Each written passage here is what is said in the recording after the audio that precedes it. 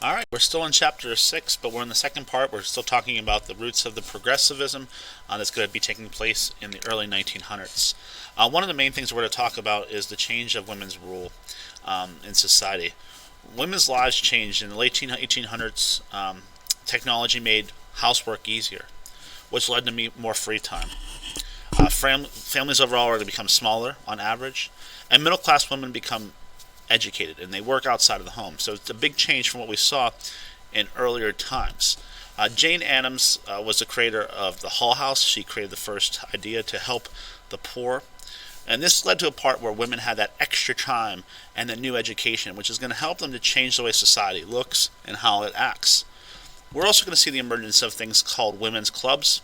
And these were clubs that are set up as groups for socialization. Some of them are going to refuse to accept African Americans. And then Mary Church Terrell is going to become the first leader of the National Association of colored women, later coming into the NAACP. And it's going to be groups that are going to be accepting of African American women. Women's suffrage is going to be one of the forefronts that we're talking about, and when we talk about suffrage, it's talking about the right to vote.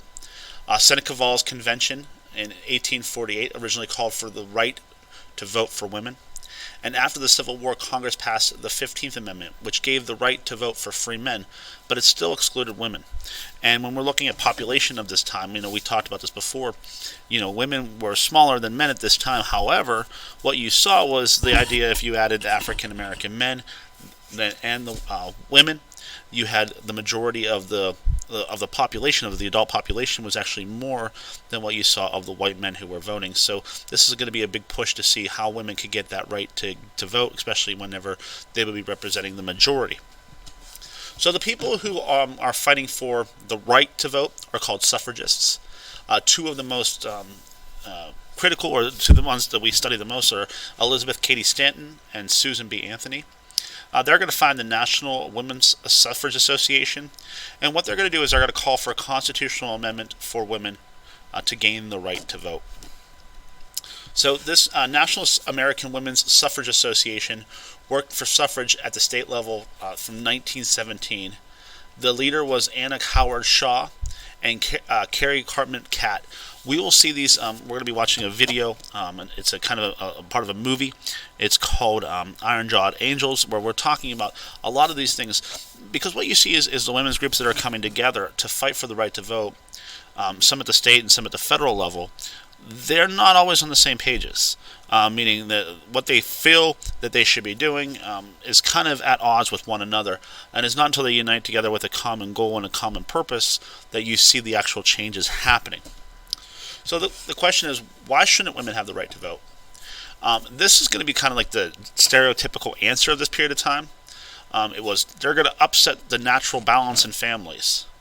And what it's going to do is it's going to lead to divorce and neglected children. Again, the stereotypes at this time were women's place was in the house, whether it would be cooking or cleaning, raising kids. They had no place in the man's world, which was running the country. Again, these are just kind of stereotypes of what we saw during that period of time. So the earliest victory that we're going to see is in 1859, where Wyoming Territory allowed women the right to vote. So that's pretty significant in this idea of how does this happen? Well, when one spot or one territory allows it, then we should be able to get it to spread like wildfire. Alice Paul in 1917, she's going to lead protests for all women's suffrage in front of the White House. This is also going to include hunger strikes. People started to support, and some states added the right to vote. President Wilson later is going to announce his support. He hates what's happening. He doesn't want to see this happening outside of the White House. He doesn't like how it's going on, especially with the idea of wars happening around the world. To see the capital, the nation's capital, be under protest by women who are literally trying to starve themselves to draw attention to the fact that they are equal to the men in this world. Again, it's something that President Wilson is going to support, but he's going to hold his nose for a little bit. This is not something he's going to push as a part of a progressive agenda. He's kind of just there when this is happening. 19th Amendment is going to be passed, and in 1920 it's going to give women the right to vote in national elections. Again, now you have a majority of the people who are out there being women, so they have a large voice in what's going to happen and what's going to change. Why are we going to make a change? So one thing that we're going to talk about after the women gain the right to vote is the actual idea of the reforming of society as we know it, which we've kind of went through a little bit in the earlier sections. We know all the bad news that's coming out there. We see the flight. We see the dirt, the filth of the middle class, the working man and women. How do we change it to make sure that everybody's treated fairly and everybody has a chance to get ahead? One of the things that they decided to do was pass the 18th Amendment, and what it's going to do is prohibit the production, transport, or sale of alcohol throughout the United States. It's going to be ratified in 1919, which is a year before women gained the right to vote. Well, why was it necessary? Now, this is kind of an interesting idea. What happens is this is kind of pushed through quickly, saying that men are so stressed out when they come home, they're angry, they're upset, and it's leading to abuse. It's leading to neglect. It's leading to bad family lives, and therefore alcohol needs to be prohibited. This is actually going to be pushed upon by a lot of women, and it's also going to be pushed upon by the church as a way of saying that we need to give up this idea. And so why is it necessary? They thought this is going to help to reform society and help bring about more of a moral change back to the way things were in that idea. So a lot of stuff we've talked about. We've got a lot of activities going to happen in class too with this, talking about the jungle and other muckraker stories. But I want to just kind of go through and just kind of summarize other accomplishments of the women that are going to happen in the progressive era.